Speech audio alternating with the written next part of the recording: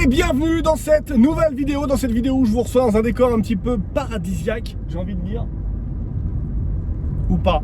Je suis en train de livrer des meubles, je suis en train de monter des cartons. On se retrouve aujourd'hui dans une vidéo où on va parler du fait que c'est compliqué, c'est difficile, c'est chiant, c'est lourd, c'est tout ce que tu veux.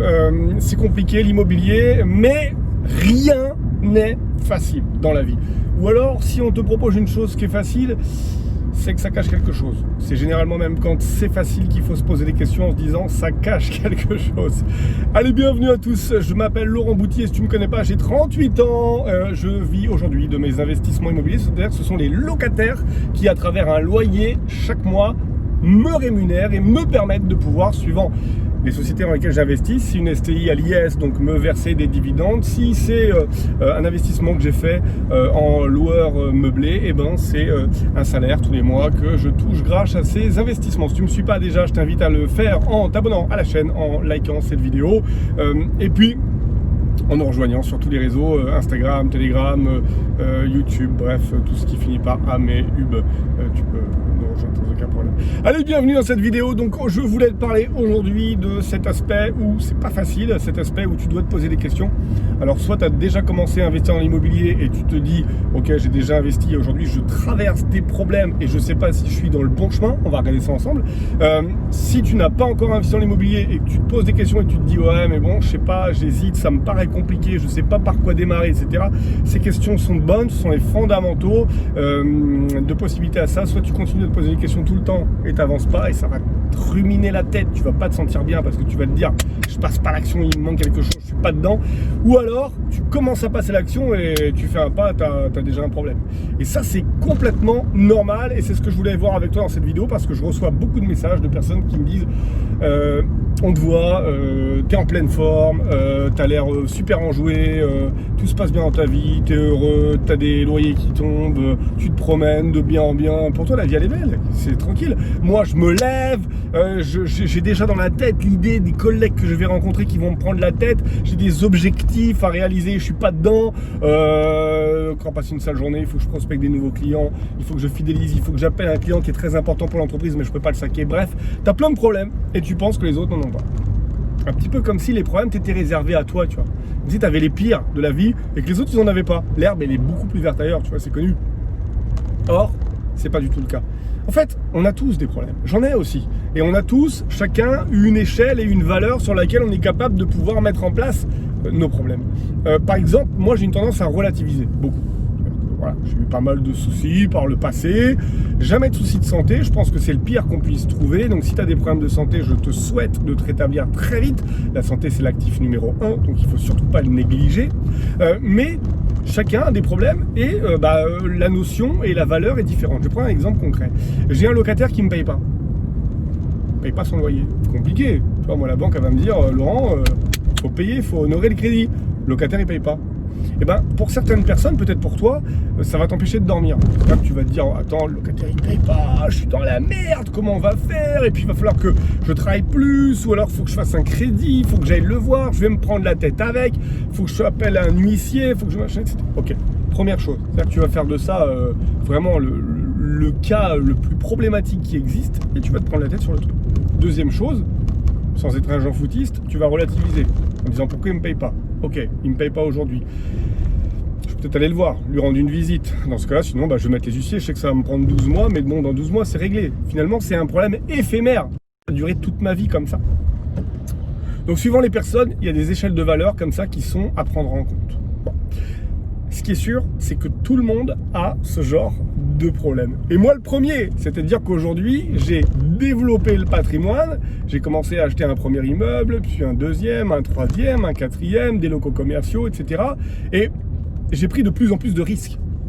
Mais le fait de prendre de plus en plus de risques a dilué aussi mes problèmes. C'est-à-dire qu'aujourd'hui, quand j'ai un problème sur un appartement qui est dans un immeuble de 6 appartements, j'ai un problème sur 6, en fait, finalement, j'ai pas beaucoup de problèmes, tu vois. C'est-à-dire que c'est aujourd'hui le tout qui fait l'ensemble. Je sais que c'est compliqué à comprendre parce que tu vas me dire, ouais, mais c'est facile du coup, et ça confirme ce qu'on dit, c'est facile pour toi aujourd'hui parce que comme tu as plein d'appartements, si on a un qui paye pas sur 100, c'est 1% de problème. Alors que moi, j'ai un appartement, voire que j'ai pas démarré, si j'ai un appartement et que j'ai un locataire qui ne me paye pas, je me trouve avec 100% de problème.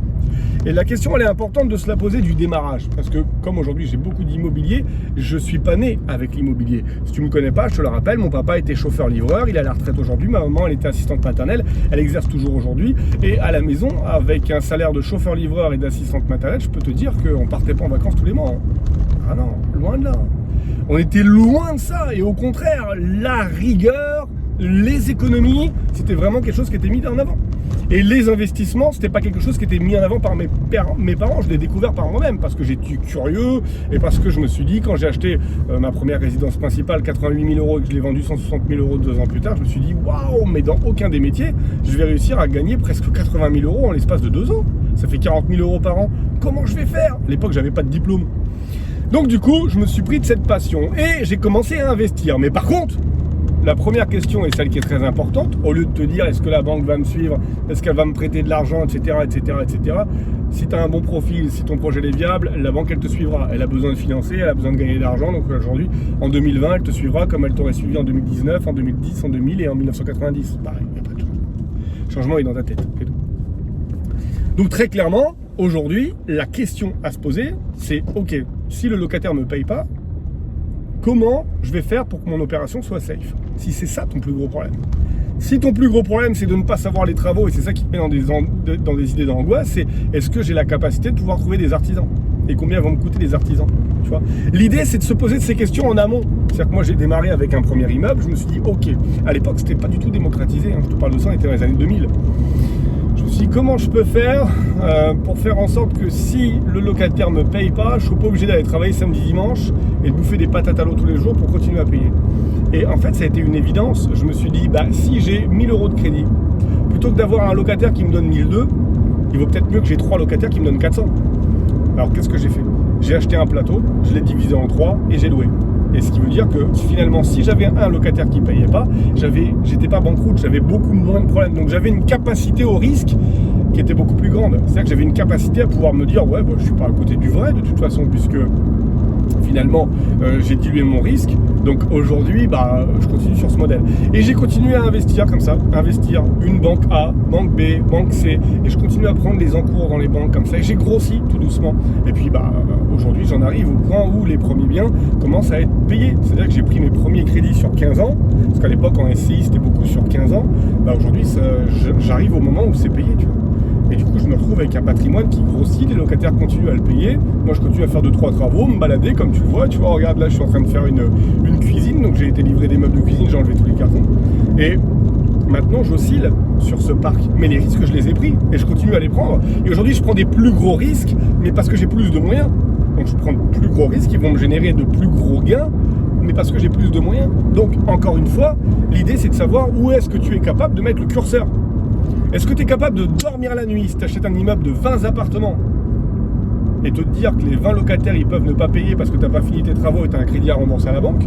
Ou est-ce que si tu t'achètes un ensemble de 3 appartements, déjà tu dors plus la nuit? Si la question elle est comme ça, c'est qu'il faut que tu démarres par le début, à savoir l'immeuble de 3 appartements et que tu puisses avoir un cheminement intellectuel. Par exemple en discutant avec des gens qui ont déjà un immeuble de 3 appartements pour prendre la température, tu vois. Si demain tu as envie de faire de la course à pied et que tu cours à 6 minutes le kilomètre et que tu rencontres que des gens qui courent à 7 minutes le kilomètre, tu as l'impression d'être un marathonien, tu vois. Si par contre tu rencontres que des gens qui courent à 4 minutes le kilomètre, tu vas sortir du truc, tu vas te conditionner et tu vas baisser ton temps au kilomètre parce que tu vas le voir, tu vas le comprendre, tu vas l'admettre, ça va être en toi. Donc l'idée de se dire aujourd'hui tu as des problèmes, j'en ai pas, c'est une hérésie totale. Tout le monde a des problèmes, de toute nature. Après, c'est la capacité à le montrer ou non. C'est-à-dire que moi, aujourd'hui, je pense que les problèmes que j'ai, ce sont des problèmes de riches. C'est comme ça que je les appelle. Ça ne veut pas dire que je suis riche. Hein, la notion d'argent, elle est propre à chacun. Il y a des gens qui gagnent 2 000 € par mois qui ont l'impression d'être riches. Il y a des gens qui gagnent 10 000 € par mois qui ont l'impression d'être pauvres. Donc, quand je dis des problèmes de riches, c'est des problèmes que j'aurais pu éviter. On ne m'a jamais demandé d'acheter des appartements par dizaines. Jamais. Pourtant, je l'ai fait. Donc, je suis gourmand. Si aujourd'hui, j'ai des problèmes sur ces appartements, personne ne m'a forcé à les acheter. Donc, je me suis créé ces problèmes pour avoir des rentes. Donc, c'est des problèmes de riches. Des problèmes que j'aurais pu éviter. Donc, clairement, aujourd'hui, l'idée, c'est de se dire, tout le monde a des problèmes. Ok, partie de ce principe, où est-ce qu'on va? Soit, tu te dis, comme tout le monde a des problèmes, j'ai qu'à relativiser, je vais gérer les miens. Ou alors tu te dis, tout le monde a des problèmes, mais les leurs, ils sont beaucoup plus faciles à gérer et les miens sont beaucoup plus compliqués. Auquel cas, là, je pense qu'il faut faire un travail sur soi-même. Si tu penses que c'est toujours plus facile pour les autres, c'est que tu as un manque de confiance en toi. C'est qu'il faut que tu travailles absolument sur ce développement personnel. Pourquoi toi, ce serait moins bien que les autres? Pourquoi toi, ce serait pire que les autres? Pourquoi tu aurais des problèmes et tes problèmes seraient pires que la moyenne ou la majorité des gens qui t'entourent? C'est la question qu'il faut se poser. Moi, aujourd'hui, je pars du principe où si la santé de mes proches n'est pas touchée, alors tous les problèmes sont surmontables. Demain, tu m'enlèves tout mon parc immobilier.